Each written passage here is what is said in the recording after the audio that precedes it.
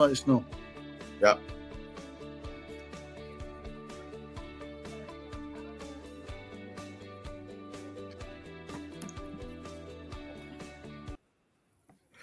Good evening, it's Friday night, it's after 7 o'clock, but listen, like everybody else, we've been sitting there watching the World Cup draw, which I'd forgot was on, but never mind. You are tuned, as always, to the Friday night football pitch, although it's just the football pitch now, with myself, Cameron McDonald, Dennis Newell, and regular guest Hugh Toner. We will be talking about the World Cup draw. Obviously, it's the most important football event of the year, and it would be remiss of us not to talk about it. We'll also be looking at the fixtures coming up, and probably it's been a full week of fixtures up and down the country, both south and north of the border, so we'll have a wee look at that as well. As always, I'm going to ask you, go ahead, like, subscribe. It does help us out a lot. We would do it for you. Get your granny, your auntie, your budgie to subscribe. We're one subscriber short of hitting the magic 60, just short of Dennis's age. And go on, let's be that 60th subscriber. As I say, Dennis, good evening to you, and good evening to you, Shug. How are we both? Good evening, Cammy. Good evening, Hugh. How are we, gents? All right? Not bad at all, not bad at all. Yeah. I'm going to just hit a free screen on this. No, I'm not. Hang on. On you go, guys. I'm just going to... There we are. Hit the free screen so we can at least see the groups that we have so far. So Group A, Mexico, South Africa, Korea Republic, and the winner of a playoff. Group B's got a winner of a playoff. The only first group that's decided so far is Scotland's group. Brazil, Morocco, Haiti, and Scotland. Shug, what's your thoughts? Why do we need to be fearing that? Yep. I mean, we don't want to go there and say, oh no, Brazil, Morocco, we had them in the last World Cup 27 years ago, 28 years ago. So I don't think we've got any fear. Yeah, you can go and look at Brazil, but are Brazil the team that everybody thinks are? Nope. I don't think so. And definitely not Morocco. So I think let them fear us, let them worry about us, what we're going to do. Yeah.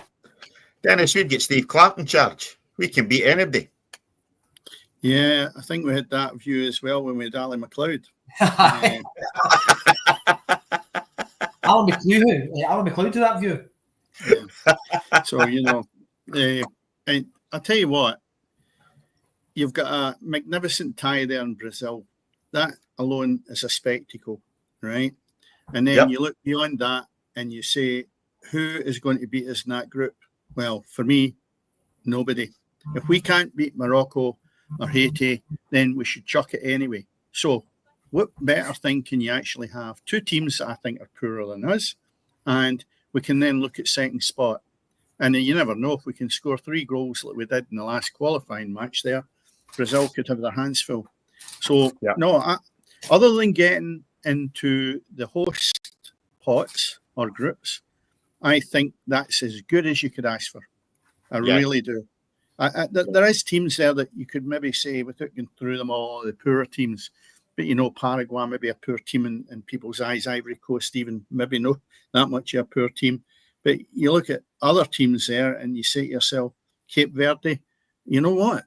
The kind of teams are banana skins for us. So I'm quite happy that the teams that we've got have turned up in their own groups and played well. I've looked at some of Morocco's fixtures and they've had decent results. There's absolutely no doubt about it. But remember, they're in a different continent and they're playing. So you've got to say to yourself, well, would they really be tough competition? Congo, Bahrain, teams I can't even pronounce. There's countries there that don't exist in my head. Zambia. They beat, who else was it? I'm just looking here, Cammy, as we speak. Now, they've beaten good teams to the point of their area they're in. But when you look into European football, I think we're just a step ahead of that. So Morocco, to me, I don't fear for a minute. And certainly when you start to look at other groups that are maybe there, which we can maybe do, Haiti, no. I'm comfortable with that draw. I really am. And what we haven't found out, or I don't know yet, is where the games are being played. And I think that's crucial for our supporters to get to the games. But what a magnificent tie it would be because I'm actually thinking about going. If I could actually go and watch Scotland and Brazil, yeah, that would be a good anyone one. watching, Put the screws down in the coffin, Cammy, you know. Sorry, there's a lot of folk watching there. Get involved in the chat. Don't be scared. Comments up. I'm just watching. The village people are on the village people. Dennis, they want to make you feel at home.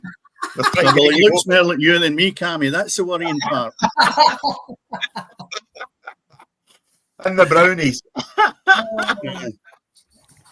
But as I say, anybody involved at all, get involved in the chat. You know, post your comments, post your thoughts. Obviously, England get Scotland get the group of death. England get the group of, Christ knows what you would call England's group. You've got England, Croatia, Ghana, and Panama. Some of the giants of world football there.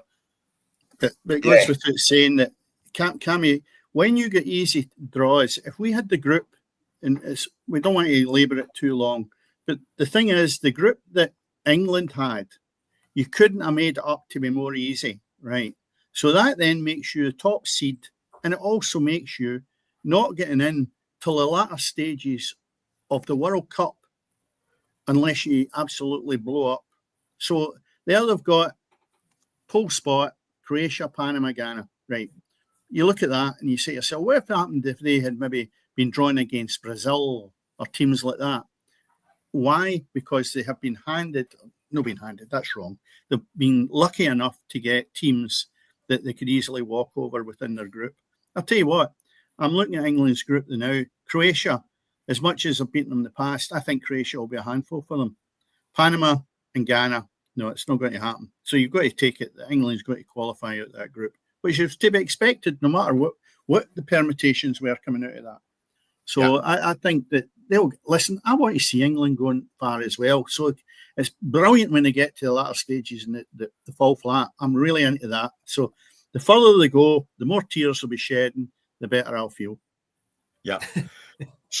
Shug, any groups there, other than obviously Scotland's group, any groups there grab your interest? I mean, there's a few, 48 teams. Let's be honest, it's too many. You know, okay, Scotland are maybe there because it's only 48 sides.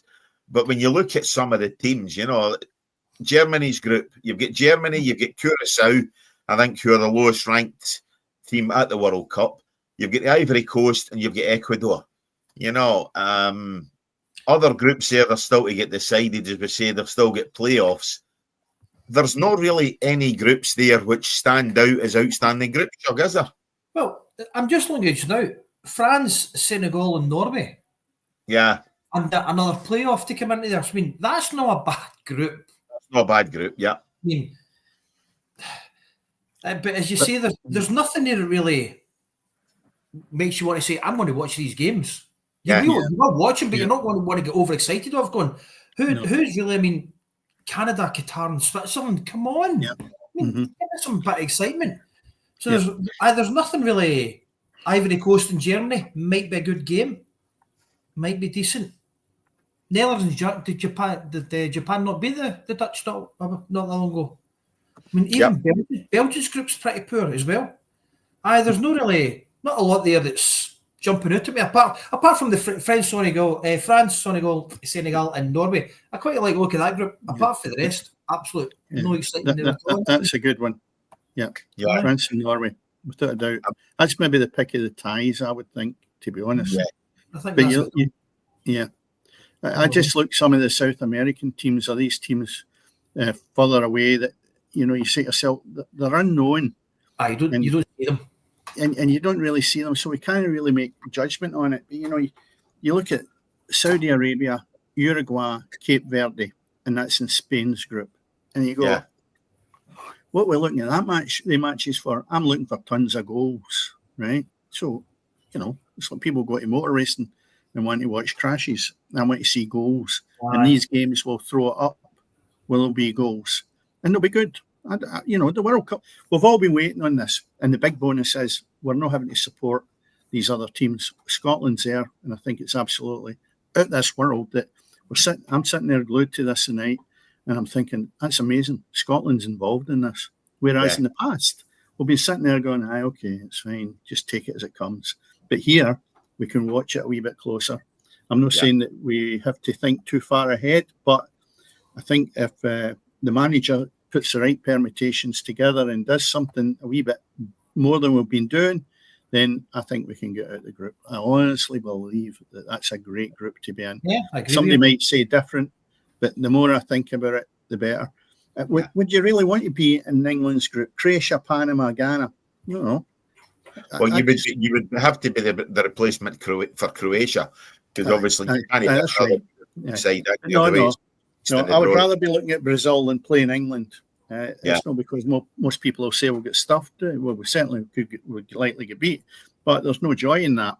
I would rather get beat with a team like Brazil and be looking for that second spot. Yeah, I hope you put your telly in live pause, Dennis, so you can go back and watch the Village People there. You know, you missed some really good entertainment. Missed the classic there. You know? Right. I think it's for your benefit that we're not coming. Yeah, there's the Scotland fixtures up now. Is it? Aye. June the 13th, June the 19th, and June the 24th. And where are they? Brazil in the last game. Well, it just says fixtures and times and venues to be decided. I think that comes tomorrow.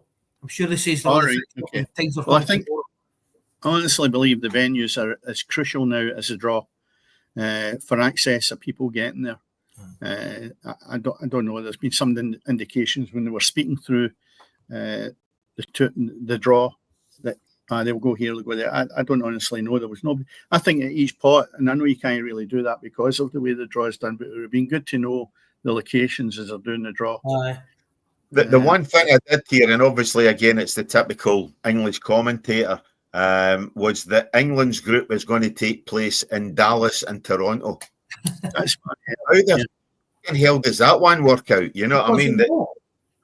They'll know for a fact where it's going. Aye, but I'm saying it's going to be Dallas and Toronto. So how the hell do you work that out? You know, I mean, there's a couple there on the West Coast.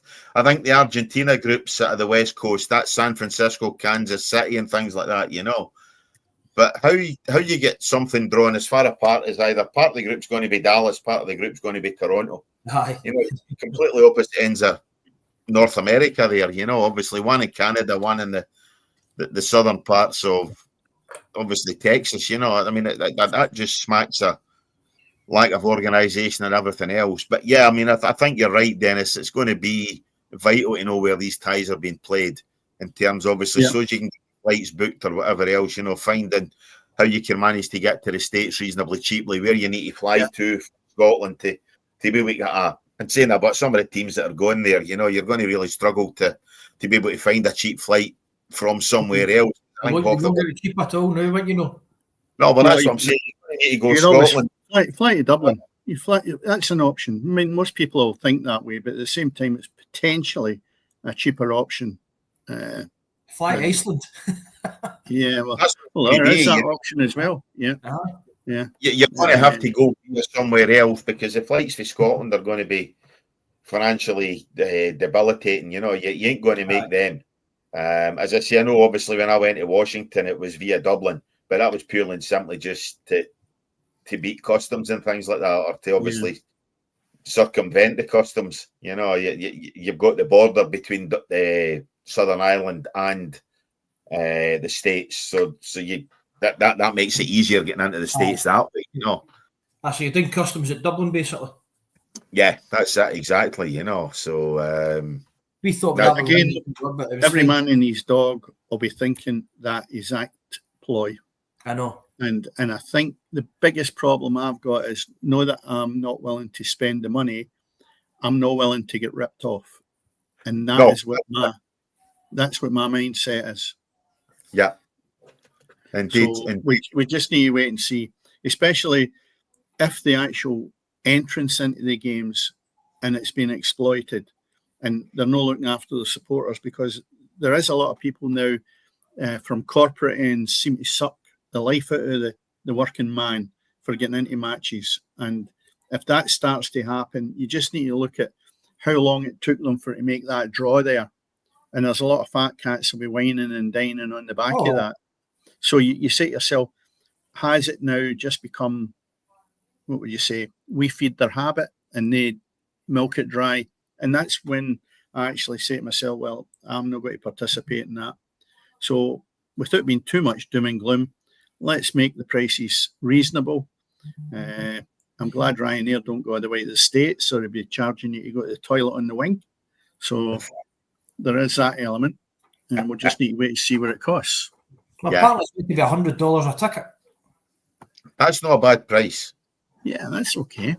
Because somebody was saying it was 400 at the start of last week, but they were questioning it at 400. So we'll just need to wait and see. It's all up in the air. Scotland will end up in Mexico. That'll be a good shout. That's that, exactly. I mean, let's be much further away. There's a lot of the games that you ain't going to sell to the American public. You know, you ain't going to sell them Haiti against. No. You know, it's not going to be, or Haiti against Morocco, you know, just to take Scotland's group. They're not going to sell. So they're going to be $20-30 a ticket. You know, they'll look at the Club World Cup. I was in New York when the final was on. Yeah. And even before the final, when they're leading up to it, you've probably seen it on television. There was 13,000 in a 90,000 seater stadium. 13,000 fans. They were charging them $80, and on the day they were selling for $10 to get people on seats. And that's but Hugh, this is going to be a major problem, I think, with the fact that they've expanded the number of teams that are participating in this. Because you've just mentioned Haiti, and we're not going to rattle on their gums about too many of the other teams, but they're not going to have a good travelling support. And it's diluted the tournament for me, because I had a quick scour through the teams that are actually in the groups. And there's at least 13 or 14 that I would think are not really going to bring much to the party. And that's because we have such a large number qualified for this now. So, you know, I think they could end up with a banana skin here. I mean, the stadiums are already in place, so it's not like Qatar where they were building them and you know, there was a lot of investment went in there. So it's not going to cost America much in relation to lost ticket revenue. But for a spectacle, a sport, I've seen some games, and when there's no atmosphere, especially in a World Cup, it really brings it right down to a poor level. I mean, you just need to watch women's football. And if there's a stadium where it's full, no matter how poor the quality in the park is, there's a good atmosphere in it. And that can be the same applying to the lesser teams in the World Cup. Yeah. Yeah. And I think that's going to be the thing. I think you're going to have, as we say, a lot of stadiums there which aren't going to be fully attended. And it's not necessarily because the teams don't bring a big travelling support. It's you're trying to sell it to a general public there who soccer isn't their first sport. You know, that you've got the American football, you've got obviously basketball, baseball. I think the baseball season will just be getting ready to start in June time, you know, when the World Cup's just starting. American football's another 2 months down the road from the start of the tournament, but obviously by the time it gets to finish, you'll not be far away for that starting. I don't think this is something that's going to sell massively to a lot of the American public, you know, but Dennis, you're talking about women's football. A lot of Americans still view soccer as a female game. You know, they don't necessarily look at it as a game for guys. You know, it's a lot of the colleges as a game for women. That's why the American women do so well in their World Cups, you know. So I think to try and sell, they obviously did this, you mentioned earlier, Shug, the Club World Cup, you know, they did that. That was a preamble, if you like, to the World Cup next season. You know, so I think when it comes to it, there's going to be a lot of empty stadiums or half-empty stadiums there. That might help you get a ticket, but you've got to get there first of all, Shug. Aye, that's the main thing, travelling. I mean, talk to some of the my pals who's in the Tartan Army who goes everywhere. They're based themselves in Brooklyn. Aye. And they've booked up accommodation already. They did say it was a little bit more expensive than what they anticipated, but they're quite willing to pay it. So away they are, they're away, staying in Brooklyn. Yeah. So, and again, that gives you access to everywhere. You know, if you're looking at getting into, it's not just the East Coast. You know, you're going to get up and down. You're going to get across country. You know, whatever the games are going to be. You know. I mean, you've got 3 airports in New York, so yeah. So access to flights all through the country, up and down the country. It's probably the cleverest place to base yourself. And I mean, certainly you hope Scotland's not going to be any further than maybe the Midwest or something like that. You don't want a West Coast. If you can hope, I was going to say if you can avoid it, but you know what I mean. You don't want to be out in that West Coast. You'd far rather be East Coast in terms, obviously, for us at home. Aye. Watching the games as well. I know again, if you're watching the sport, I prefer to watch. I'm far prefer the 1 p.m. US kickoffs. Than the 4 p.m. West Coast stuff. It's definitely much, much better for us back here to watch. But it is what it is. It's just going to be, time zones are going to be lousy for us as spectators back home. Once you're there, it doesn't really matter. But again, you don't want to be travelling cross-country from the east to the west if you can avoid it. That's like going from Dublin to the States again, Dennis. Yeah. But I think as well, though, American football is quite well supported because you can have as many as 40,000 there at a game. Others are averaging maybe 20,000. So there is I think the size of the nation doesn't give it the support that it maybe should have. But when you look at UK or even Europe, I think their average game is maybe 20,000, something like that. That's not a bad shout. Now, if some of them are really want to go to matches, then, it's going to help. Yeah, but Dennis, that depends on who's playing. The MLS is massively well supported. Yes, Miami, because of Messi, because of, obviously, the ex-Barcelona players and things like that, and because it's David Beckham's team. Miami are well supported. And you get, obviously, a big travelling support going to watch Miami. But if you're looking at a game of Salt Lake, Real Salt Lake against Sporting Kansas City, there ain't necessarily a massive support at that game.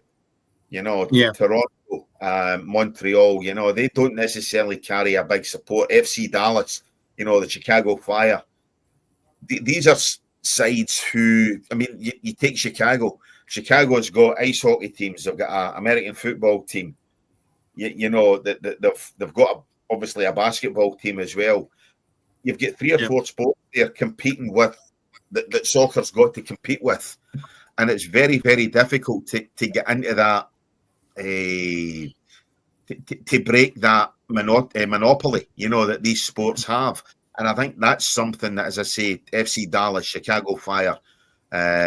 All these sides struggle to compete against. But if we look back to the days of when George Best and people like that went over to the States, the latter stages of their careers, etc., has it really, and that's a little bit different from what we started talking about, but is American football lifted up to the level that you would have expected it after, 30 years, maybe longer, maybe 35 years? I don't think it's got the same profile, but I think on the back of that, that's because they have got so many well-established sports. Yeah, like how many people would be coming from America to go and watch Tottenham, Arsenal, or even further north to the Old Firm? How many Americans would be doing that the way you go to America to watch American football? So I think I don't think it's maybe reached the heights it should have. Is that because they were starting from scratch and it's about like the way women's football is, and it's maybe certainly wouldn't have been publicised the way women's football has over here in the last 5-6 years, maybe longer. That wouldn't have been launched the same way in America when George Best and these people went over there. I mean, you never hear of Messi now, really, doing the level he's at, because it's the other side the Atlantic. But at the same time, you would say to yourself, you'd expect to see a wee bit more of it if it was really top-class matches. And that's maybe why we're not seeing it. I mean, Messi is the biggest profile there. You know, as I say, Miami, they've reached the latter stages of the league stroke cup competition, you know, which obviously they do well in the league, and it's a typical American thing. They then go into a knockout competition to try and be the league winners, if you like, you know. Miami did well in that. You had sides like Nashville, you know, as I say, you had other sides as well, who, as I say, at the moment, they escape me. But I mean, I know a couple of my mates from the States, they go and watch soccer, so they've been to watch like DC United and things like that. Again, obviously it's the local side, so they go to watch that. I think you've got sides across the country, Chuck, but it just doesn't have the profile that it should have, I don't think, and as I say, I think it's going to be a difficult sell to sell some of these games of minor nations, Hugh. The thing what you're trying to do, you have, both of you have hit on it. It's taken since you had Pele there as well. Yeah. I mean, the world's best footballer. Then had George Best as well over, and a few others who we could go over. Beckenbauer went there, right? Yeah. So you go and look at those three players. You would go and watch them every single day of the week. Well, I would. We would. Yeah. But I think you're trying to change a nation's mindset. They're used to their sports. They don't see that as their sport. I think that's the major thing. And when the kids come up, when you grow up, you've got a child, you take your son along. You're not going to take him to football. You take him, or soccer. You take him American football. You're going to take him ice hockey. You're going to take him baseball. Basketball. That's where you're going. Where, because my dad took me there, I'm going to take you there.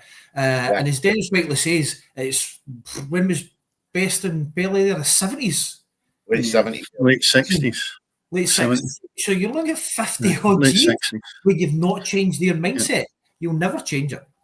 Well, the thing is, again, look at this and say, well, it contradicts the way we're going with this, because if you look at Qatar, which was the last World Cup, football was alien to them. Yet that nation decided to put the game, the matches there. I don't know whether that's went forward since. I bet there's a ton of stadiums over there that are definitely no filled to capacity, because we know that the likes of players have went over there to Saudi, but I don't know how the Qatar performances have been as far as crowds are concerned now.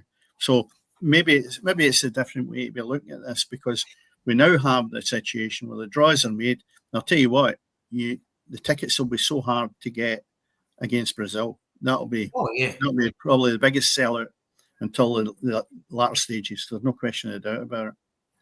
So it'll be good. I'm delighted with it. Absolutely delighted.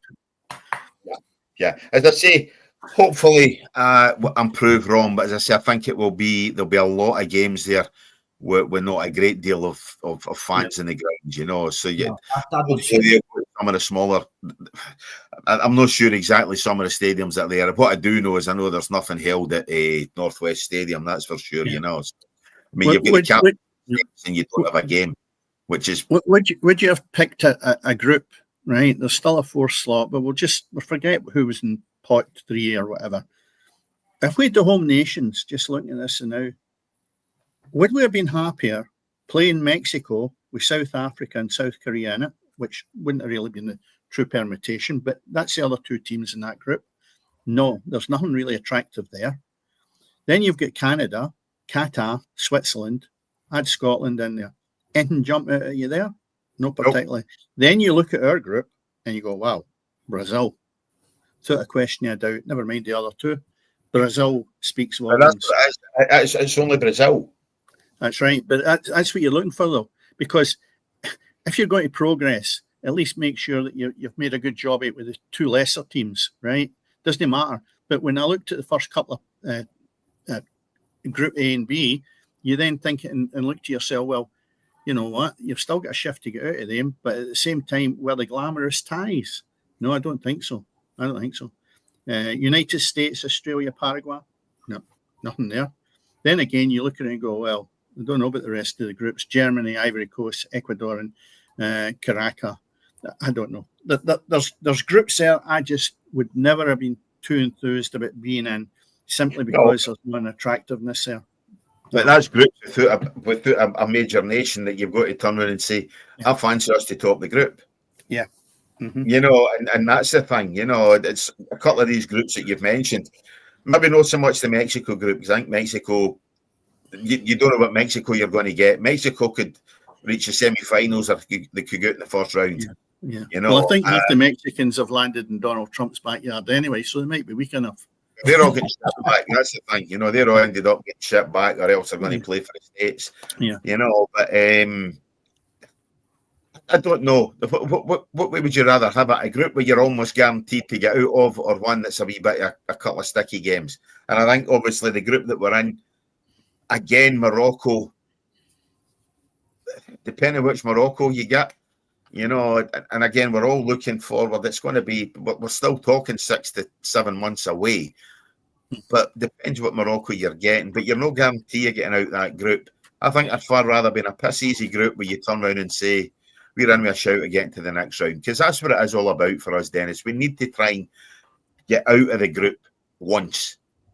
I think, though, Cammy, when we've been that long since we got there, I think we've arrived, and it's maybe a Scottish thing. But the bottom line is, how far are we going to progress in this? And that's my concern. We have progressed to the height that we didn't expect to get to. We're there, right? You've got two teams that are of lesser quality than us, right? And you've got one of the most glamour ties in world football. What more? How else would you mix that up? Because you're always going to have one of them, with the exception of Canada, Mexico, and Americans. We're all still going to be tough, as you said. What Mexican team is going to turn up? America in their own patch will still be difficult. And Canada, a wee bit unknown, but the bottom line is they'll still be competitive. Now, you might assume, which I would have thought, we get into one of the groups, fine. We're a good chance of maybe winning it. But I'd still take second place against Brazil and see where it takes us. Well, so would that, but as I say, a difficult game. But you have to think what Scotland team are going to show up. No, I know. So that's what scares me as well. We all done that for the Euros as well. And look what happened with Germany. Yeah, just sat back and get absolutely battered.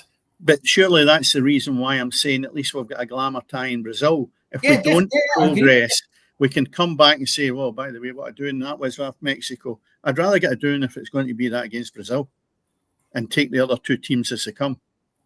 Aye. I think we'll beat the other two teams. Yeah, I think so as well, Hugh. I really do. Yeah. And I just think Brazil, I think the way the fixtures were, the Brazil game's the last game. What a final game to get to think you could top the group. That's where you've got to look at it. Again, it will be of interest as to where the fixtures are being played. I think that I'm not saying that will create a result, but it will create an atmosphere, and that's important. So it would be nice to be able to get to somewhere that's not going to be, well, Mexico as an example, because it's not a cheap excursion if the supporters are going there. No. You're watching your back as well, depending where you are as too. But anyway, enough of the World Cup. I think that's us. As you say, we're there. We've got at least one glamour tie. Yeah. And the other two sides will be fearing us as much as we can be a little concerned about these two, because I say Haiti's very much an unknown. Morocco, we played them once in the World Cup and he turned us over big style. So yeah, we can only see how we progress. But as I say, 6-7 months time, we will know how we're getting on. But as I say, there'll be a lot more chat about it in the weeks to come. Next week's guest, I'm quite sure she'll want to talk World Cup as well. I know she'll want to talk Celtic, but we'll talk about that one later on. Don't look at me in that tone of voice, Dennis. But looking back at games this week, let's say get a wee discussion there. Shug, your own mother will come through to Falkirk. Falkirk Stadium was busy as always. Whenever any side's coming to visit, and nothing each draw, probably a fair result in the end. Not according to Colin. Well, Colin thinks it was. I thought we were a better team, especially in the second half. But you'll take a draw there because Falkirk came at us. The first 20 minutes, Falkirk came at us. Again, we made another 4 changes, and the biggest worry at the minute, the biggest thing we took out was Elliot Watt came out the team because he's played every single game so far, and fans are moaning online, why is Watt not playing? I'm thinking, wait a minute, December's an absolute busy month. You can't play Saturday, Wednesday, Sunday, Tuesday. You can't do it. So to bring him out to give him a rest or so probably was the right thing to do. But yeah, I would probably say a draw was a fair result. You really wanted the 3 points, but hey, I'm quite happy to take a draw this year. We didn't play well in the first 20 minutes or so. We then started passing the ball about, getting settled back into the game again, just playing the usual self. I have said, I think Stam will score goals, but we need an out-and-out striker. We just need somebody to go and put the ball down, bang, goal. And that's when we get our possession is going to pay off for us. But yeah, it was a good game. Good game. I like Falkirk. I don't have an issue with Falkirk because I say to Colin, at home you'll be brilliant. You'll get a lot of points home. You need to pick up points away from them, which you have done so far, and I can't see them changing. So yeah, I mean their form this in the lead up to that has been decent. Obviously, drawn with Celtic, drawn with Rangers, beating Dundee United. That they've definitely had decent form. They're sitting well in the table as well, Dennis. You know what I mean? I'm just trying to bring it up now. They're sitting third at this moment in time. Last half dozen games you can't fault, because when you look at it, they have gone through matches. When you take Motherwell against Kilmarnock, great result, didn't they? 3-1. Then they go to Hibs, at home to Hibs, 2-0. Can't knock that. Then you're looking at what you'd expect was maybe one of the major games of the year, and it turned out no goals. Other than that, I'm sure it was perfect for both clubs, because Hearts would have been not looking forward to going to that on the run that Motherwell was having. So not one shot on target they had there. Sorry? Hearts did not have one shot on target. No. But again, you look at that and you say to yourself, has the bubble burst with Hearts? I don't think so. I just think, like everybody, you get a lean spell, and Hearts have got that. So it's maybe the fact that Motherwell have been really pushing forward and have done exceptionally well. I mean, seriously, out of the last half dozen games, 2 draws and 4 victories. That's incredible. And there was a wee period as well before that. I thought Motherwell had slightly gone off the boil just before you had come on the last time, Hugh. And I thought, maybe they've dipped a little bit. But I'll tell you what, they've come back big guns now. So, Motherwell's a right good shout now to be staying there. But you've got Rangers, obviously, in the same points. Hibs just slightly below. So you look at that almost as a 6-pointer against Hibs when you beat them 2-0, because they're sitting just 2 points behind you. On that night against Hibs on the Tuesday night, I know Hibs were down to 10 men, but even prior to them going down to 10 men, that we told absolutely. Again, Hibs done nothing that night. Is that the game where Hanley was sent off? Hanley was sent off. I know they've been down to 10 men, but even prior to that, we were over them. And the stats, I know stats obviously can paint a different picture, but 797 passes, 94% accuracy of passes. It's like, you've got to look at it and think, if a team like Arsenal, Barcelona, Man United, Man City come up with that, people will be ranting and raving. But I spoke to a couple of Hibs fans on the way back to when we're going back to the car, and they says, we could have played with 12 men tonight, we'd never get near you. So that's even there recognising, saying we were nowhere near it. And don't get me wrong, Hibs were trying to push, but they just couldn't get beyond us. We just shut them down and we moved the ball again. So the 2 big games against the Edinburgh clubs was good. We've got Rangers and Celtic coming up soon as well, so they'll be big fixtures as well. Well, when you were on with Graham the last time, we were all saying how much everybody was looking forward to the fixture, and I think, without taking anything away from it, you've both got a point out of it, which probably, in a true light of day, was a good result for both of you. With me sitting on the fence with no side with either of you, but I think it was a good outcome. Let's put it that way, from a neutral like me looking at it. And Motherwell's going great, so is Hearts. I know they've just dipped slightly, but, they're still there. So we'll just need to wait and see what the fourth... Between now and the end of the year, there's massive games on there. There really is.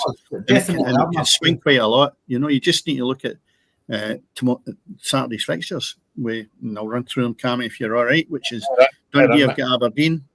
Hibs have got Falkirk, massive game again. Livingston are not going to lie down to Motherwell, who are at home, and St Mirren, Dundee United, and Kilmarnock against Rangers. And then you've got, in the Sunday, Celtic have got Hearts, and that's obviously the biggie for the weekend. But there is the games I've mentioned. Hibs and Falkirk, that again is top half of the league that we're talking about here.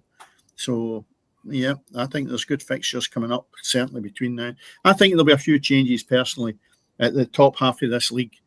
before the end of the year because there's so many fixtures coming up. I don't know how many Motherwell's actually got between now and the end of the year. Do you know? Fixtures? Yeah. Yeah, well, 1, 2, 3, 4, 5, 6. 1, 2, 6. 4. No, 5. 5 including Saturday. We've got Livy. Then we're away to Dundee United the following week. At home to Dundee. Away to Rangers. At home to Celtic. And that's on the 30th of December. We're home to Celtic. Then 3 days prior to that, we're away to Ibrox. Yeah. On a Saturday. So Tuesday night's the last game, 30th of December. So we've got 5 games before the end of the year. That's the reason why I don't mind. But on 5 changes for the Hibs game, and we brought in players who's not the first team starts, but they come in and just the young boy Oscar Priestman came in, and he's only been getting 10-15 minutes a game, and he's been classed as a project player, a development player, and he totally ran the show. So you've got to say to young boy, well done for coming on and doing that in your first game and first start. So you can understand why he's obviously making changes all the time. Yeah, got to be done. Got to freshen it up. You just can't sit there. Yeah. You know, it's definitely good that you've got the depth of squad that you can make these changes. You know, without the squad. Sorry, mate. Before that, absolutely, you're looking at bench going, who you bring on? A 16-year-old boy? It's just like, what are you going to do to a 16-year-old boy bring on? He gets absolutely hammered, annihilated, and his confidence goes right down. What are you doing? You're not being fair with the player, basically, are you? Yeah. Bring them on a game and things like that. So. Yeah. The other thing I was going to mention on the back of the Premier League is, and I don't know if anybody's noticed it, it's just me, how bad are the refereeing decisions for handball in the last couple of weeks? Without pulling out any incidents, there is some being absolutely shocking and no worse than Rangers during the week. I mean, the boy has a kick at it, and I'll say it all day long.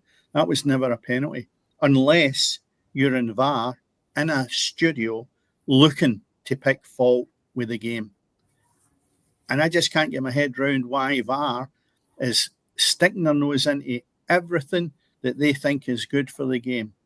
We need to be more flexible in this, especially with handballs as well, because I don't know the difference now between a handball and it not being a penalty. I honestly don't, because I sit and I look at it and I go, well, that's no deliberate, but it's at his arm, and they go, no penalty. And then the next minute, identical, it is a penalty. And I just can't get my head around it. We had bad referees before, and their job is very difficult, and I keep repeating that. But I'd rather have human error than guys that are sitting in the studio hell-bent and destroying our game to the fact that supporters are thinking, great, next minute, VAR. Guys in the studio, I don't know if they're on an ego trip, but they just don't know the game. Honestly, I can rant all day about this, but the bottom line is we're needing to shake that up big time because it's killing the game. They're there to help the game. They're not helping it. They're destroying it. As I've says, they're looking for an excuse to chop a goal off. Aye, it's bad. It's poor. And they'll go back for 2-3 minutes before it to see if there's anything they can go, oh, wait a minute, I've spotted something. Brownie points, bang, foul, no goal. Oh, wait a minute, what about the guys that have paid to get into the ground who are more than happy to accept that as a goal? You know, and I don't know where it's going to go. It just is. It's people that can't play football getting too much involved in football. That's the problem you've got. Wait until the World Cup. If this comes in a bit, they're going to be looking at kicks and all that now. You think? No. I would just wish that all they do is goal line technology and let referees referee the game. And you'll get flaws, you'll get errors, but it's human error. And the day that I wish that we had VAR is just gone to the extremes now that it's ruining the game for me. It really is. Because you're sitting there going, is that a goal? You're looking for along the line and you're looking at different things. What's going to happen? The linesmen don't seem to really participate now, other than 5 minutes later waiting on somebody breaking somebody's leg before they give offside. I've always said offside should be called for offside because you might run through usage, you might slide in, get a tackle, bad injury there's a leg break. Oh, by the way, it was offside there. Why not call it when it's off? There's a couple of things that annoy me is the offside. Just make it go back to the basic rule. You're offside, flag up, end of. That's your job. Line up. But Hugh, knowing this will change. When somebody gets their leg broken, yeah, then they'll visit it. They'll visit it and go, oh, I think maybe we should put the flag up. I'm sorry, but you're incompetent that are making these rules up to satisfy whoever. It's no benefit in the game. I don't know anyone who has actually said that that's a good ruling. You keep the flag down until it gets played further on. Not acceptable. And that my fear is somebody will get a right bad one because players are playing it out. And somebody will come launching in at a tackle. And the bottom line is they'll get a bad one. Huh? And then who's going to take the blame for that when it should have been stopped earlier? Yeah. That rule I would change to tonight if I could. Mm-hmm. Take free kicks and throw-ins where they went out. Never mind 25 yards up a line and keep on walking, kid, on your take and then walk again. It frustrates me. I mean, you get a free kick out and next to the corner flag and suddenly it's out. The goalkeeper's taking it, but he's in his 18-yard box. You're like, where are you going with this? There's an extreme. Anyway, yeah. So that was just my point on VAR because I've noticed it a wee bit more prominent in the last 2 weeks. That it's been really, really poor. And I don't know that you look at Livingston get done out of a draw and a couple of weeks ago, and I think to myself, that's costly. That can cost managers their job with a bad decision. And it was a bad decision, the Rangers-Livingston game. Mm-hmm. And they got a penalty. And you know, I don't believe for a minute. And people will say, no, you're kidding yourself on. It was a penalty last week. To me, it wasn't a penalty. You know, two people clashing together, if anything. And the other thing as well is, see when the guy's actually knocked the ball away from the Rangers defender, he's never getting on that wee touch. It's that poor. So I then say to myself, that's okay if you've been brought down and the ball's just close to you, maybe get a finish. The ball's broke into the box. He's not even involved in play after he plays it. So, no. Poor. Very poor. Anyway, half a rant, Cammy. Just half a rant. Well, just half the rant. Just half of it. Other results during the week there, Dennis. Cracking game at Pittodrie, 3 each, Aberdeen, St Mirren. Very good. Rangers, you've touched on the dubious penalty decision, but it finished 2 each at Tannadice. Mm-hmm. Hearts 1, Kilmarnock 1. Hearts mini slump continues. Still a goal from Maeda early doors, beat Dundee 0-0. And as we say, Falkirk and Motherwell finished nothing each. Yeah. Aberdeen, their form started to pick up. They're the only side so far this season to beat Hearts in the league. They're certainly well off that bottom spot. We did talk about it a number of weeks ago that they really had to turn things around. They hadn't scored in obviously the first 5 or 6 league games. That started to turn, and they're pushing now towards the top 6, Dennis. Yeah, I think it's great. And we need a good Aberdeen. There's absolutely no question of doubt about it. And the more we can see of them competing the way they were doing during the week, the better. I watched the game and I didn't think it was too bad, you know, considering the results they've actually had. But they're creeping up the league. They're in the 7th spot. You know, they were really struggling there for a month. Now, if you look at the results, out the last 5, they've drawn 2 and they've won 3. I think that's good. So there's inroads. It would have been very easy for Aberdeen to turn around and say, right, enough's enough with the manager. You won the Scottish Cup. We'll give you to the end of October, say, and there's been no really any improvement because then it picked up. And that's the good thing about it, because we say on here quite a lot, it's easy option is just to give the manager the sack, when in actual fact the club need to look a bit deeper. And we know supporters are really high in demand for what they want nowadays, and that creates a monster. But if you look at it, Aberdeen, I don't know, I think they'll end up in the top 6. I really do. There's other teams in there, maybe not just maybe up to it. I'm not saying Motherwell's one of them, but there is other teams in there that I think might drop out, and Aberdeen could get a 6th spot. Only time will tell. But again, Cammy, just moving to something else there. I don't know what the new Celtic manager's about. I think this came under the radar a little bit. And I did speak to a Celtic supporter today and asked him what he thought about the appointment. And basically he said, we just need to give the guy a chance. Well, what more can you do, though? That's all you can do. But I just feel with him coming in, what can he bring in the transfer window in January?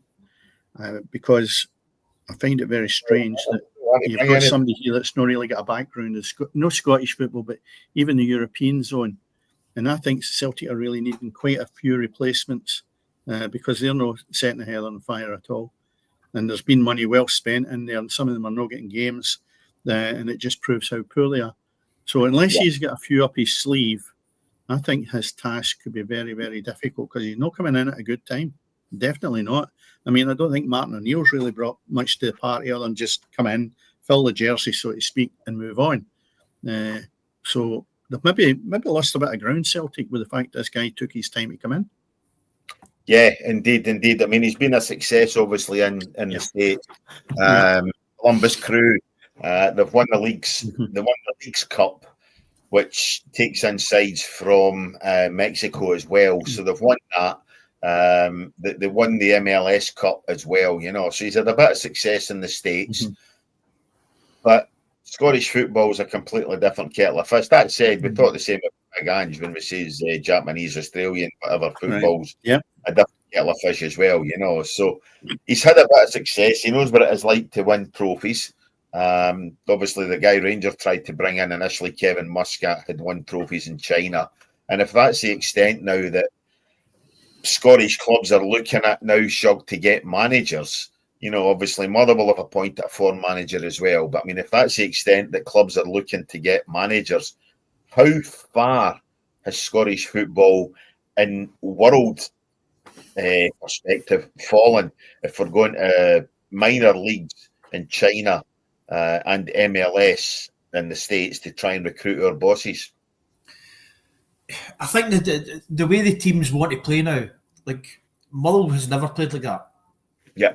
Probably we played well under Tommy McLean. Years after that, it was a wee bit of passing with McLeish and Harry Capman and all that. But if you go and look at Postecoglou, he was an Australian national manager, so he had a little bit of something behind him. But where this nonsense came from, nobody knows. Apparently Thierry Henry loves him, absolutely adores the guy. Again, you can only try, but who would you bring in a Scottish manager who Celtic fans would be happy with? Rangers fans would be happy with.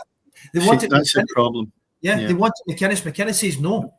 So sure, that's the problem.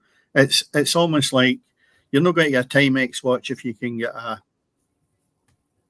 Gucci. Aye. Only in name. You're assuming it's a Ferrari scenario. You want a Ferrari, and there you are. You've been given maybe a Ford Escort or whatever you might call it. So, and the supporters don't want that. They want the luxury of saying it's somebody that's alien to them, and they don't really seem to care until a month or two down the line, and they go, "Wait a minute, this guy's no use." They don't want somebody like Stephen Robinson. They don't want Gary Hall. Rangers fans like, give the guy a break. He's come in, he's made a difference to your team, but it's still not his team. He's not going to. It's the whole saying, you can't polish a turd. So if the players are crap, give the guy. You need to give the guy at least 18 months. Then you can say, wait a minute, right, that's fine. And I'll tell you what, if he can come in from America and bring maybe 2 or 3 players, even from America, because I think the boy Johnson knows him and he's more than happy and spoke well about him. So you're looking at, you say to yourself, if you can bring a few players in the window, even for the States, because I don't think it would be that hard to improve in some of the weaknesses that Celtic have got, I think right away that's a bonus. Because if he goes into Europe, there'll be bigger money, I think, required to get them in. Having said that, Trusty wasn't cheap, but at the same time, you look at it and you say there's got to be American talent there that he will know is worthwhile bringing into Celtic. And that's what I'm hoping that he brings to the party. Whether across the town, you've got the same thing happening there, bringing in people that have known for Sheffield Wednesday or somewhere else, then you just need to wait and see. But there's got to be changes in the January window. And I think it's very crucial that they get maybe both teams, Celtic and Rangers, get maybe 3 players at least that would not be too hard to improve in what the standard is. I mean, I don't know if you've seen the miss the big centre had the other night there with Rangers. There's got to be players in that youth team that are saying to themselves, watching it, surely I'm better than that. And you just wonder whether at Ibrox there is anyone capable and maybe finishing that's going to get a better chance than the guy that you've spent £8 million for. He's in the 6-yard box. The ball is clear. There's no defender near him, and he headers it wide by about at least a yard to the near post. And I'm thinking, nowhere near the goals. No, I think it was absolutely shocking. And then you have the big defender had chaos the week before. So there's got to be people around in Scotland, without scouring the world, that can at least be given a chance to prove that you don't need to be going spending big money. But both of the managers have really got to go and show that that's the boat's not going to sink with them on it, because there have been loyalty players that are not good enough. Well, there was the thing. Barry Ferguson has came right out and says the first players he would have signed would have been Shankland on a free. Yes. Who will guarantee you goals in Scotland game, especially Rangers. The Rangers are going to get so much service. So he's going to score goals. He would then bring in Mulligan, who then went to Hibs. So there's another one. And he would have probably kept Tierney, he says. So you go look at those three players, and there's a massive difference to you. Yeah. But that's strange, though, that Shankland never got the move to either Parkhead or Ibrox. And I think, is this again the scenario we're talking about, appointing managers from further afield? Is it it's no glamorous enough? To me, Shankland is a certainty to have goals in him going to the Old Firm, the opportunities that are created. So I find that really disappointing that managers are not seen within that can be brought to the club and do a job. And that's a flaw, and that's a major flaw, because clubs are going out and spending £8 million on a centre forward that, as you rightly say, Hugh, they could have got Shankland for nothing. Well, I know a number spoke about this last year as well, Dennis, in regards to Cyril Dessers. Oh, right, yeah. Now, Dessers, 29 goals last year. Look at the strike force just now. They're not even scoring 5 between them. But so, the chances are not the same either, because the whole team is depleted. So therefore, Dessers was probably getting 40 opportunities in the season. They're probably only creating maybe 20 chances in a season for this guy up front. So it's going to be limited. But the misses that he's doing, Dessers looks like a world-class player. And it's how bad it is to be signing players at that level. Goals. I know, but who in God's name actually sees that this guy's got the quality to come and play in the Scottish Premier League? But the guys who do that, is they there anymore? I know that, but I mean, we're talking about it, but the Rangers need to do something about that, though, Cammy. This guy can't keep playing. He can't keep playing, and they've got to find a replacement. And all I'm saying is there's got to be better in youth development. And if you're a youth development player, you're going, do I really want to be at this club? Because I'm sitting looking at him, I'm doing quite well, and I'm not even getting a shout. Not 100%. There's my question, Dennis. Name me a Rangers player that's came from the academy in the last 10 years. I have no idea, honestly. And that's a worrying part. That's why I brought it up, that there's got to be somebody there. Otherwise, what is the point of having it? I think the last one that I can remember is Alan Hutton, and that's longer than 10 years ago. That's 20 years. That would, I mean, he went down to Spurs, and he didn't want to go to Spurs. He came out in an interview and says, I didn't want to go to Spurs. I was told I was going because they were getting 9 million or something like that. You're going to Spurs. Right. So no matter what, Rangers wanted the money, you're gone. For Rangers having that big development academy, there's nothing coming out of it. No. Nothing. No. Nothing making its way through. And as I say, we've said this before, you touched on it last week, Dennis. You know, that Rangers are just wanting to bring in foreign players. You know, they're just wanting to bring in, it's not even big names. You know, they're just wanting to throw money, trying to get a quick fix rather than develop. And the Shug, you spoke at length again about what's happening at Motherwell, the amount of quality youth players that are coming through, the fact that obviously Lennon Miller, you get a lot of money for him, who's a product of your youth squad, you know, your youth development. Rangers have got this arse for elbow. You know, they're trying to bring in players who they're getting not so much even on the cheap, but I mean, they're spending money on them and they're hoping to bring them in and ship them out. But that's not going to happen because they're absolute shite. You know, the players that they're bringing in are garbage. The ones they've had previous, who they brought in and hoped to sell them for big money, they kept them. Morelos, Kent, they kept them right to the end of the contract. Yeah. And they didn't get any money for them. Sure, the idea is keep them a year, 18 months. Yeah, they're at the peak of the game. Just punt them. But to be honest with you, that's where Celtic were good at their business. Yeah. Celtic was very good at that. And they were able to identify, wait a minute, we get 20 million in here, 10 million. By the way, we'll put it under the mattress. We're not going to put it back out to buy players, so you can forget that. But the thing is, we're a business, which is wrong. But the bottom line is they were very good at that and still are. Unfortunately, the fans are the ones that have been starved of the quality for replacements, right? Mm-hmm.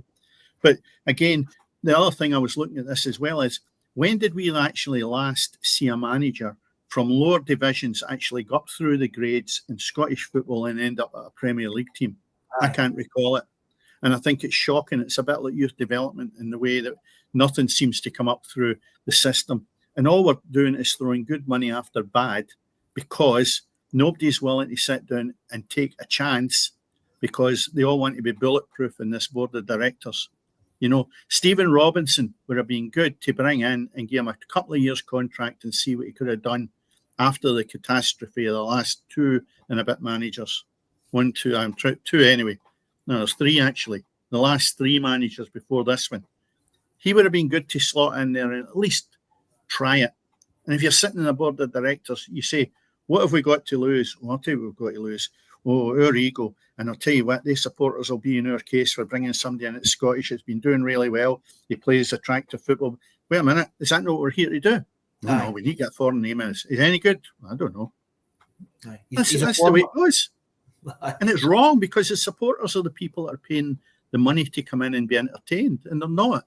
What it is just ticking boxes. He's done this and he's done that. The true reality is you've got to see what you're buying, right? And I don't think these guys are doing it properly from top to bottom. And that's back to your own point of view. What are they doing about youth development? They're doing nothing. I have said that, I mean, my stepson and that, he's a Rangers fan. He's Nick Older says, yous have been fleeced for years because all they do is they do a share issue. Oh, we're going to raise some funds, and they do another share issue. So see the shares you initially bought, they're now depleted. They're getting down. Worth less and worth less and worth less. So that's, and you don't use to put in all this money. They must put in easily 15 million a year, easily. Yeah. Anyway. And nothing's coming back at them. Right. So, in that point, Cammy, because I know we're running out of time, why don't we give the Scottish Cup a wee shout? Because you went to a game last week with Camelin. Was it Camelin you went to see? Camelin Juniors against Edinburgh City. I went to see. City. How was it?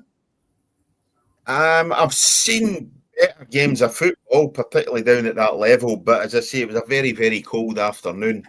The football itself, first half and the early parts of the second half wasn't very great. But Camelin went 1 up. Edinburgh came back into it with 7 or 8 minutes to go. They got an equaliser, and as they pushed for the winner, Camelin went up the other side and scored again, you know. So Camelin actually won the game 2-1. So a good cup shock. And it turned out to be a good afternoon, as I say. The last half hour of the game was just end to end. Edinburgh chasing the winner, Camelin trying to hit them in the break. And it was a decent game. And fair play to Camelin Juniors. They're into the next round of the Scottish Cup, and they could be facing one of the bigger teams. No, they've got Elgin. They've got Elgin. They could have been. They've got Elgin, which is not a bad tie for them, to be honest, at home. Yeah. So, you know, just a couple of other results that was very interesting. Auchinleck beating Dumbarton 4-0. And what a bonus that is, because they've now got Celtic. And what more can you say about that? It's a glamour tie. And I never thought I'd see. I never thought I would see a junior team, call it junior, a junior team playing the Old Firm in my lifetime, because the pyramid system when I managed at junior level was never there. It was only, I think, a vision in the future that was never ever really going to get moving because of the dinosaurs that actually run the junior game. And I thought, this will never get forward. Here we are, at least, what's that now? 40 years further down the line. And you're seeing Auchinleck Talbot with a home tie against Celtic. Oh, what a brilliant day, honestly. And it's a wee bit like a lot of things have changed in football. We're seeing the European ties where the leagues are actually brilliant now. We're seeing us in the World Cup. And we're seeing junior teams now playing against the Old Firm. So it's not all doom and gloom. The only thing I would say is, what a shame for Hearts and Falkirk, because they're playing each other. So one of them's going to go after this round. But I'll tell you what, that'll be a right good cup tie. Other ones there, if we're just running through a few, is Kilmarnock have got Dundee. Your team, Hugh, Ross County at home. Motherwell's at home. That's a good tie for you, I think. I think so. Well, you always want a home tie, don't you? Yeah, definitely. And another team that's doing well and quietly doing about their business in the Championship is Partick Thistle. Sitting there up at the top of the league, they're through to the next round of the cup, and they've got Montrose. So, they're having a really, really successful season. He got manager of the month again, didn't he? I think he did, Mark Wilson. Yep. 2 months in a row now. Yeah, definitely. But then last month he had 3 great results, and that's kept them back up. They slipped a little bit, but they're back up there now at the top of that table, which is brilliant. Rangers have got Annan Athletic in the cup, and again, Annan Athletic, small club. That's a great day for them. Yeah. So some good ties. Yep. So Rangers have got Annan. Yes. Who put Clyde at. Yeah. So there you are. What you're actually going to say there, England have got Panama.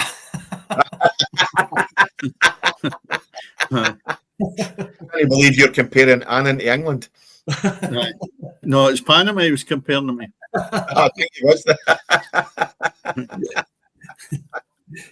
Anyway, that's some of the ties for the next. Your thing earlier on about the last Rangers player to come through for the youth development, Nathan Patterson, that went to Everton. Mm-hmm. Yeah, boy that broke COVID rules. That's possibly the last one. Yeah, went out to a party when COVID was far apart was he from Alan Hutton?